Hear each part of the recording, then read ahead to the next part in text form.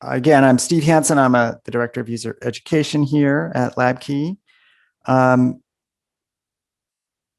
wanted to make this more concrete. Let's look around biologics and see how it realizes some of the things Bernie was talking about, especially around data standards, data provenance, data centralization, and workflow. And then let's also take a look at notebooks at the end. Although let's skip to the end. Before we get started, let's just take a quick look at a notebook. Where are we heading for here? I have an example notebook I made for myself here. It has a title. It's an evaluation of a purification system. I've called it X2. I made all this up. It's not real data, but so we have something to look at. It's a typical notebook. We have a title and some header information, like when it was created, who the authors are. Just me for now, but I could add Bernie or somebody else. This little green dot is a little project tag. I have a number of projects that I'm collecting notebooks into, and this one is the Purification System X project. We're going to spend time evaluating this new system. There's the body of my notebook. There's text, there's figures, there's links. Great. But you might think,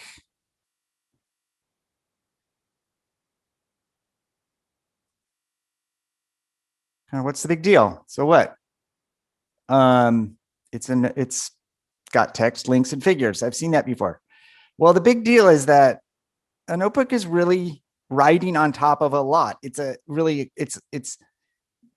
or you might say the climactic collaboration event of biologics research. It involves really underneath the covers the effort of multiple teams, multiple scientific disciplines, multiple complex data structures, all sort of coming together and then being surfaced selectively and intentionally in a notebook.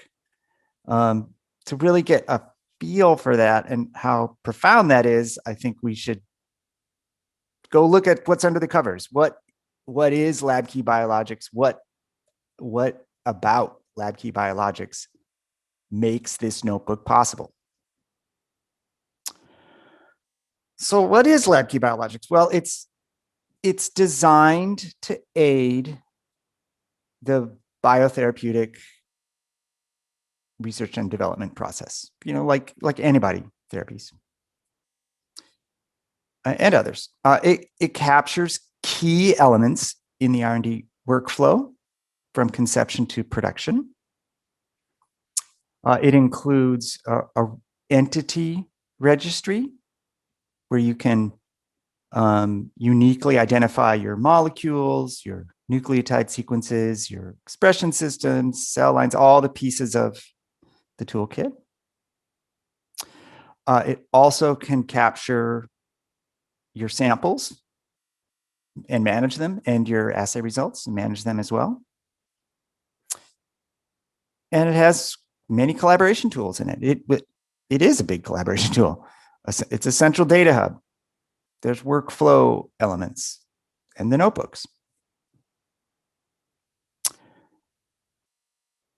And let's take a look at drilling into the detail a little bit here. Let's take a look at the data model.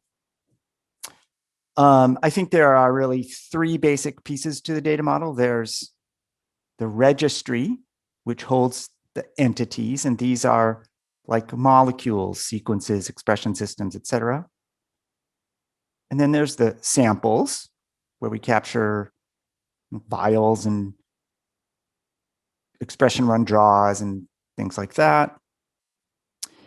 And then there's the assays. These are the data structures that are for capturing your experimental results. How does this look like in the actual application? Well, here is my homepage for my biologics instance. It's deceptively sparse. I really only have 3 panels here. There's a workflow area where my jobs have been assigned to me. There's this large panel here, which gives me a portrait of the samples I'm working with or that are in the system. And then there's this smaller panel below, which is kind of recent events in assay data import. That's sort of a very brief dashboard. There's really a lot more underneath the covers. You can get a broader picture of all the data and the data model here off this menu that we call this the mega menu. And it's really the main navigation menu around the app. And it really gives you everything. There are those 3 chunks of the data model. Here's the registry, the samples, and the assays. Another way to think about the data model is the registry gives you kind of the definitional information. A lot of these things like cell lines, constructs, expression systems, there's just a lot of metadata there. So we can think of this as the definitional side of things. The sample types give you the physical side of things. And so and the assays do, I guess, as well. So, I don't know if these are sort of like the registry, you might think of these as they're physical too, but they're abstract. They're like take a nucleotide sequence. I mean, it's a physical thing, but it doesn't exist in one place. It's something that's kind of everywhere. Whereas a sample is really strictly a physical thing. It has a location. It's in a freezer. It has a history. It has a start date and an end date and an exhaustion date and that kind of stuff. So I hope that sort of helps give you a sense of why these 2 groupings exist. There's a similar grouping in Sample Manager. If you were there yesterday, for Hannah's presentation, we put sources here. And then we put samples here. It's kind of a similar type of a division.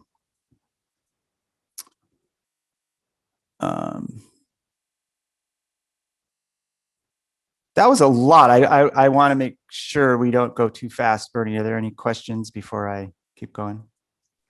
So there's one that's specifically about ELN, and I think I'm gonna hold it for just a little bit until we're looking at that a little bit more. Okay, super. That's okay. That's great. A little bit more on entities versus samples. Again, entities capture the definitions. There's a lot of metadata, a lot of contextual data, a lot of they're designed as a repository for the kind of the unchanging properties that you want to capture, and then use those property sets or definitional sets to apply to your physical things, namely your samples, which have, again, volume, mass, location. They undergo physical changes and modifications. They're tangible things that you can put a barcode on and hold in your hand. Well, so how does this app really realize the things around collaboration that Bernie was talking about? Well, data standards. How does LabKey Biologics realize data standards?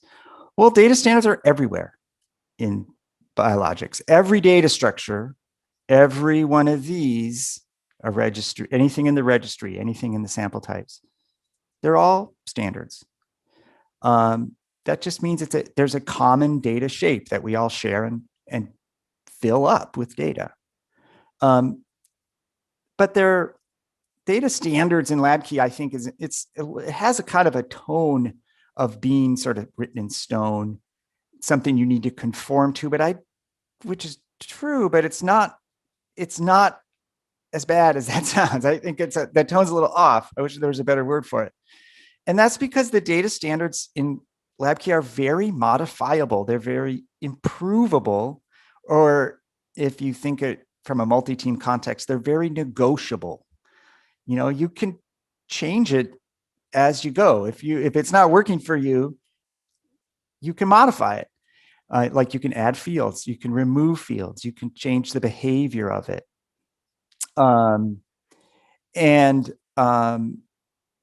So that's something to keep in mind whenever you work with biologics. Data standards, they're also themselves just a collaboration point for all the different teams that are involved in R&D research. They tend to enforce good data hygiene. You can ensure, or at least protect against people putting in dirty or messy data into these data shapes. And if you sprinkle in ontology integration, you can really kind of have the ultimate in data hygiene, where you can have much more enforcement around your vocabulary and your semantics, whatnot. But biologics does provide a basic set of standard entities. When you open it up, you get it out of the box,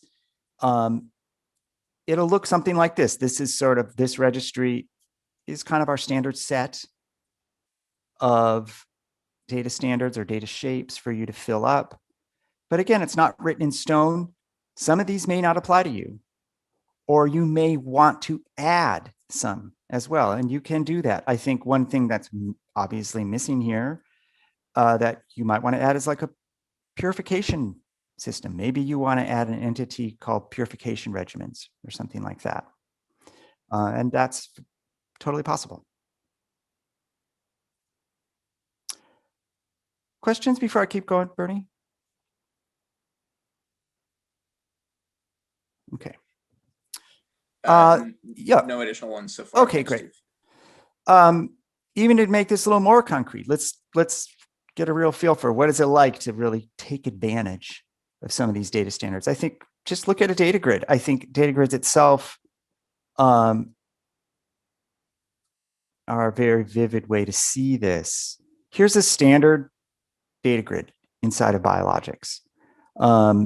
It itself is a standard shape, as we've been saying, but you can really use this as an effective collaboration tool just by sending people links to this grid. And I mean, in particular, like a filtered link. A filtered link can, a filtered view of this grid can really help focus people's attention on what's relevant. So I'm going to look at this grid. It's a SEC, or size exclusion chromatography assay. And there's a bunch of results here. And suppose I want to point out to Bernie that, there's some really, I don't know, maybe some really outlier values in the oligometer column here. So I'm going to point those out to him. I'm going to filter this down to these, I'm going to say they're outlier values. We didn't really expect any values under 0.8. And it's kind of weird. So I got down to one value there, one row of data, and I want to send that to Bernie. I can do that just by sending him this link. And because that link actually contains all that information. Or I could put that link in my notebook as well. So that's already a really nice collaboration tool. It's a grid. It's just a way for everybody to kind of get their eyes on the same shape of data and the same rows of data. Assay designs are another collaboration tool from a collaboration perspective. Again, they're a rule book for assay data. They provide a standard experiment design that make your results comparable. And really multiple teams can contribute to one data set and do it consistently so that they, again, have comparable results. Here's just an example of an assay design, or of my assay. These are all my assay designs that I built inside of my example app here. Here's that SEC results again. I've got 5 runs of it. And there's that results grid again that I filtered earlier for Bernie to look at. Let me close some of these here.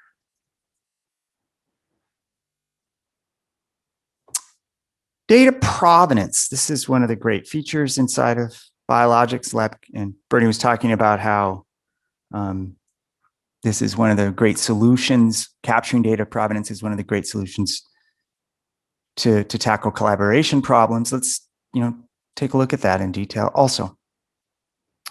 Data provenance really gives you context for every data element. It tells you like where the data came from, what it's made of, what it contributed to later on. And it also really, I think when you look at it in biologics, it really gives you more than just physical relationships. It provides really social or collaboration and information, because each node in a provenance graph really is a signal about a different team. It shows how the different teams contributed to this big chandelier of data.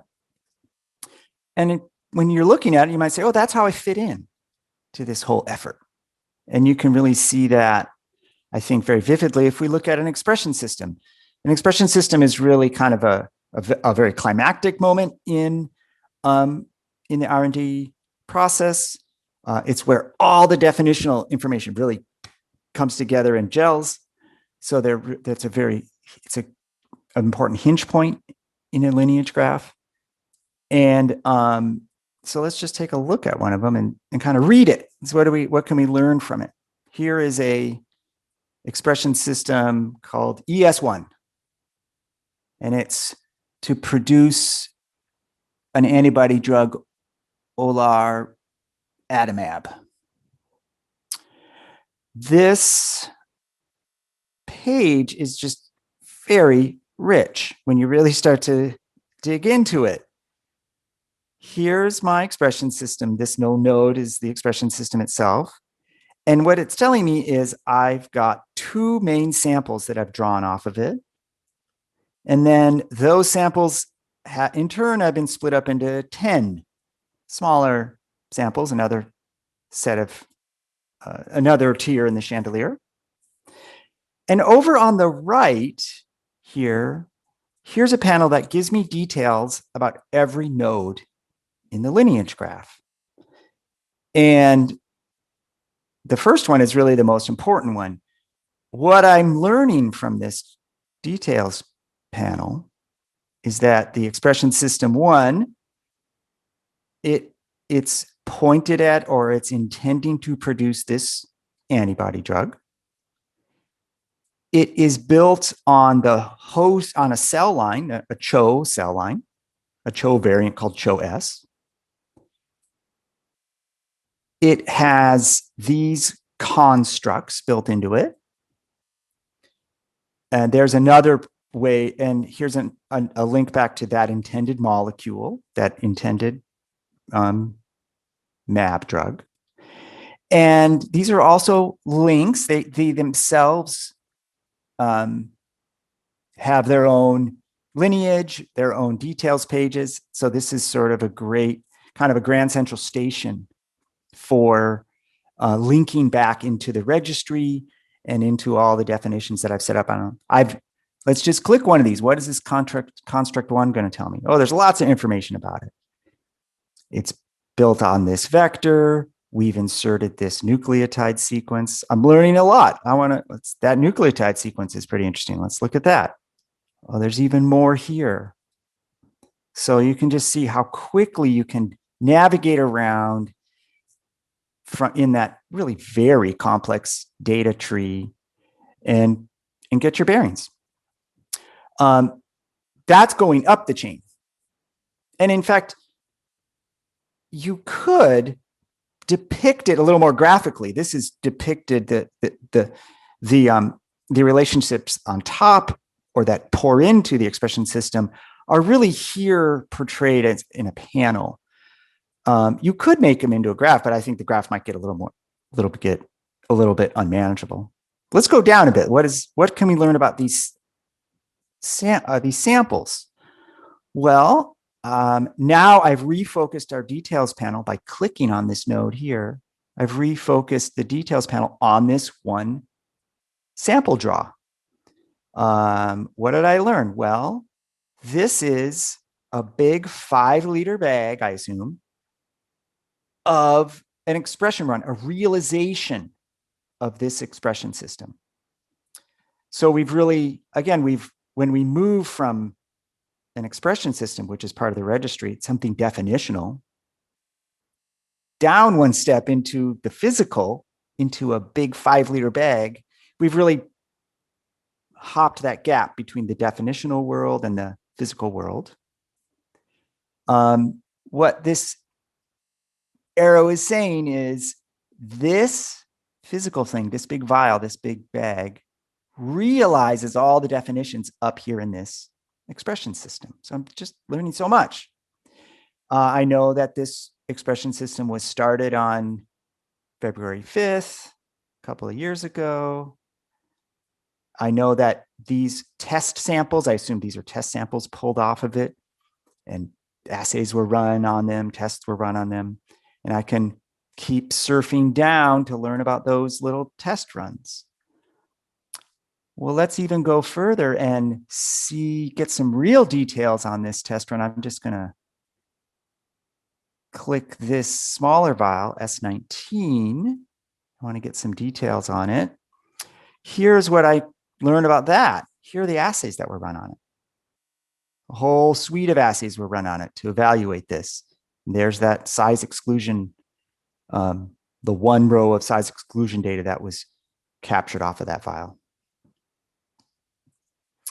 So there's a lot to see there. And actually, it's worth going back and just taking another look at this expression system. Another thing I think to keep in mind when you're looking at this very large panel is it's really a map of the different teams that are in your organization. Each one of these little links might, or probably is, a different team's work. Here's the cell line group. They'd be interested in this link. Here's the constructs group. The vector team might be interested in that link, et cetera, et cetera. So it's a great collaboration tool in that respect. Data centralization is another theme Bernie was talking about. How does biologics make real the benefits of data centralization? Well, it gives you, a single source of truth. That's probably its main benefit. It gives a way to settle disagreements, or settle different points of interpretation. We all have one place to look at, one set of data to talk about. It's a single environment for all the teams and all their eyes to look at. It helps to reduce what I've heard called platform fatigue or platform switching.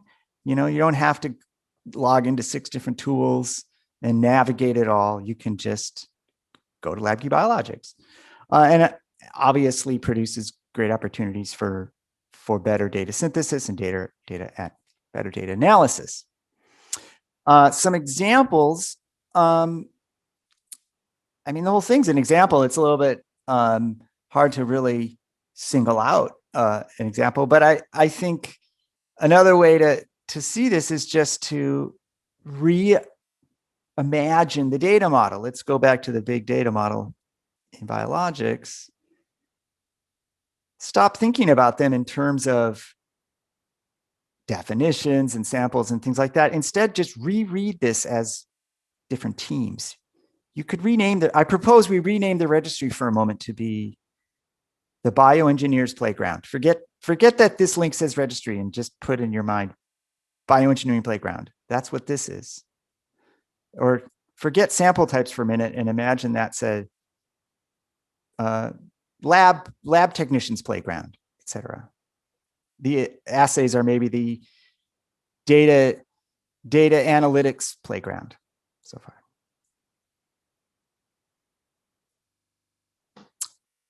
Workflow is another really a direct collaboration tool that has been recently upgraded in biologics. We have discovered that the workflow tools that we built for Sample Manager, which Hannah showed you yesterday, were really a better fit for biologics, and we ported them over recently.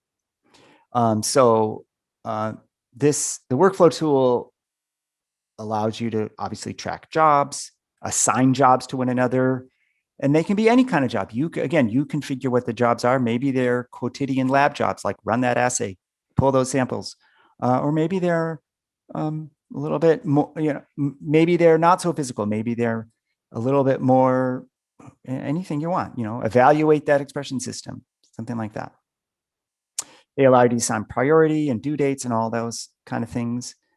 Jobs themselves break down into subtasks, and you can assign the subtasks to individual team members. This is just one job, that I've assigned to myself. And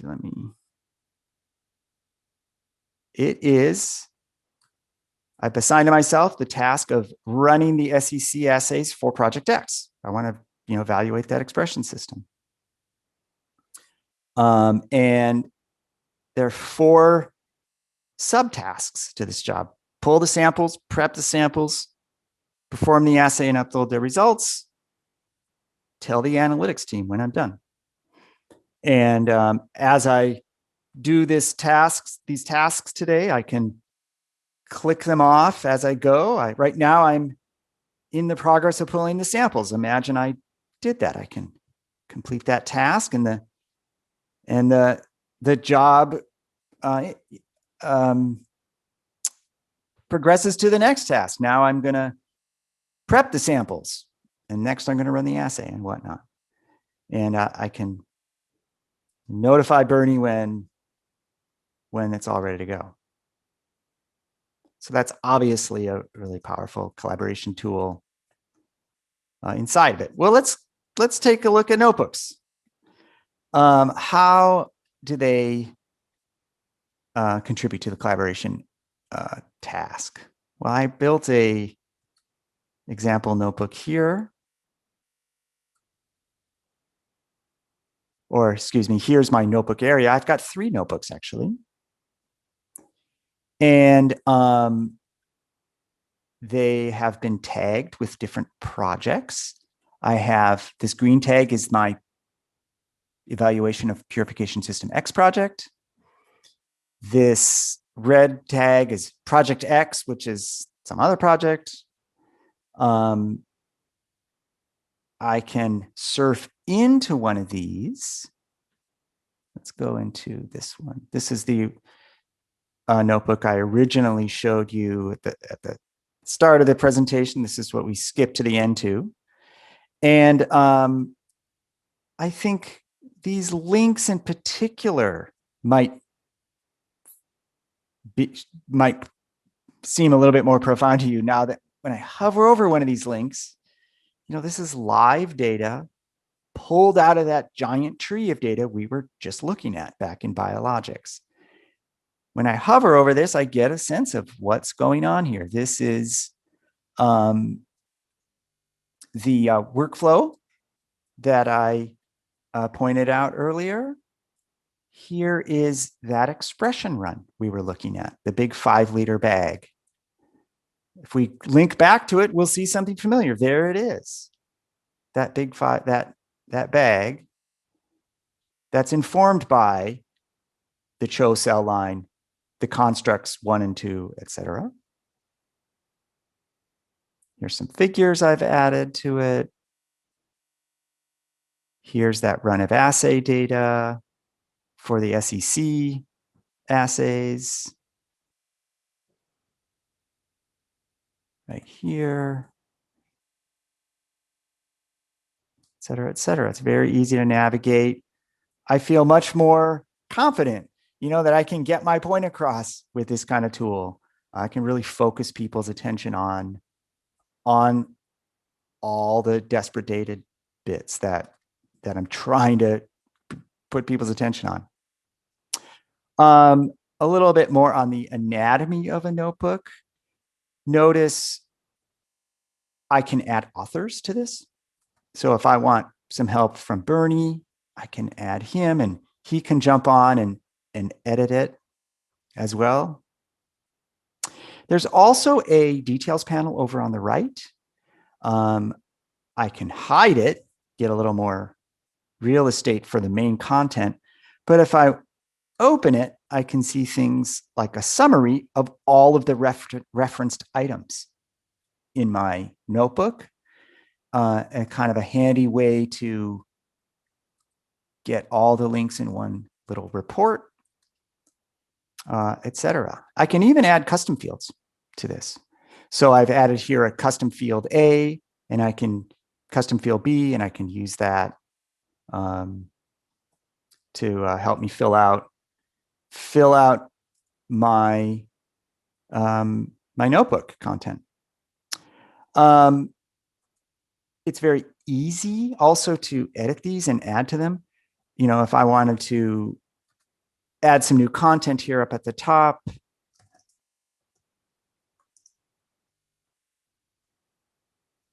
and I wanted to add a little data reference in here, what I do is I just press this backslash button. And that brings up this menu where I can surf for relevant data bits in the giant data tree. Like, look, here's our data module, our data model inside of Biologics. Here's the registry. Here are the samples. Suppose I want to point out something in the registry. Well, here's all those. There's the biopharmaceutical playground. I want to reference vector number 1. I've just got it. It's a nice link now that links back to the details. So I hope that gives you a sense of, you know, how profound a notebook is, how to put it together, and sort of what the pieces of it are. I think the collaboration benefits are obvious. You know, it gives you a way to, first of all, it gives you a way to joint author. That's itself a kind of collaboration mode. It also gives you a way to get your data reviewed and to build a kind of a QC process around your data. I didn't point this out yet, but there's a submit for review button here.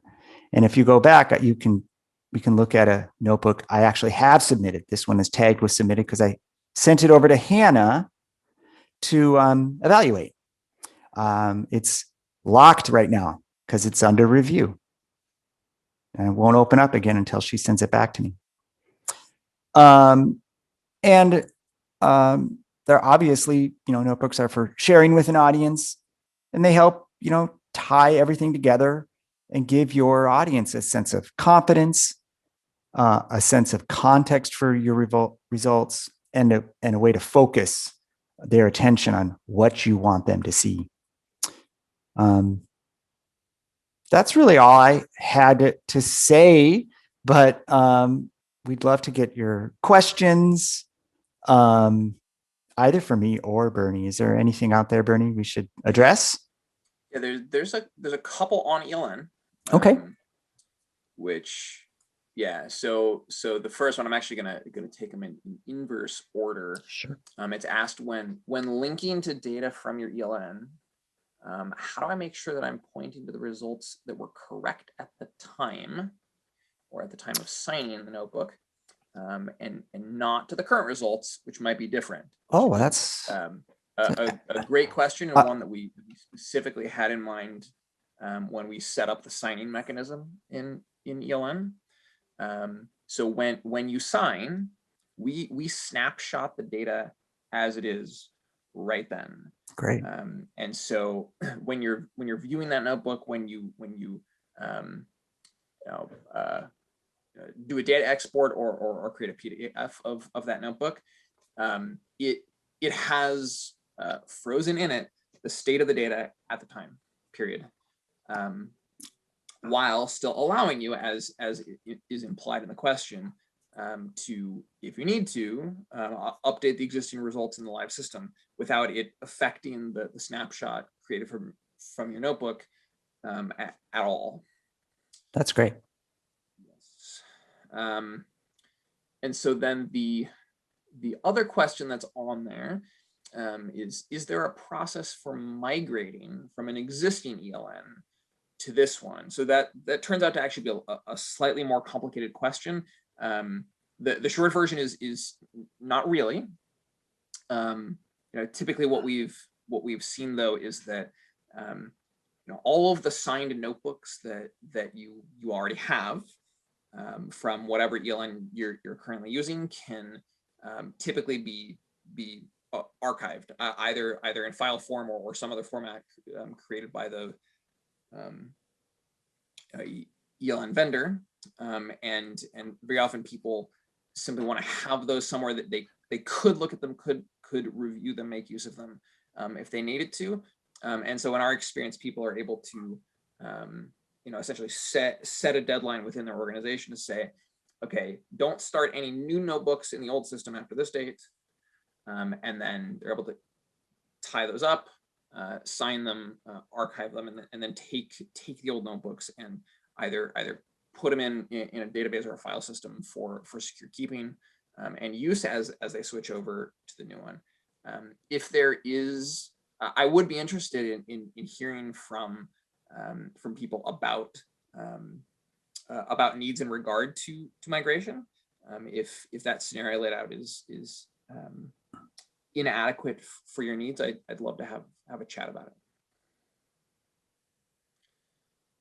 it. Are there any more questions that people would like to ask either of me about some of the concepts that I touched on, or Steve as he showed you some of LabKey Biologics and its ELN? We'll give people just 1 minute here to type if they so desire. Thank you, Steve. That was great. Thank you. I think maybe there aren't additional questions for you, Steve. Okay, great. Well, we might get out of school early here. Watch for next steps. Watch for your email. There's going to be a follow-up email for this spring meeting, and it'll give you some tour links and especially a demo invite. It's for Sample Manager, but it really is just in general, any of the things we talked about. You can follow up on, obviously. I think if you're interested in Sample Manager or Biologics, go to labkey.com. I think requesting a demo is a great way to go deeper into these products. You'll get a demo with Bernie or with Hannah, something like that, and they'll be able to show you around personally. And also another great step is to set up a free trial server to really try it out, kick the tires, and get a sense of what's possible here. Anything we should add? Anything you want to add, Bernie, to my presentation, or anything I missed? I don't think so, Steve. Thank you so much. And thank you so much, everybody, for listening in today and joining us for this this 3-day spring meeting event.